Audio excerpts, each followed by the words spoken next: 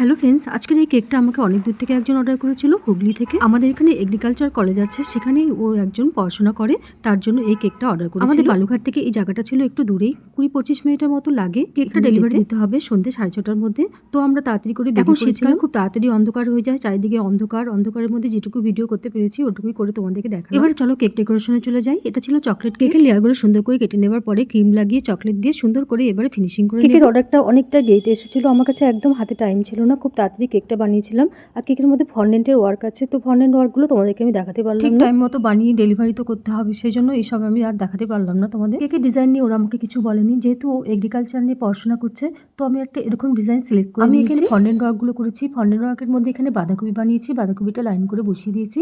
আর সুন্দর করে ফুলকপিও বানিয়েছি, ফুলকপিটাও বসিয়ে দিলাম। আর এগ্রিকালচারের একটা বুকও বানিয়েছি, বুকটাও সেট করে দিলাম।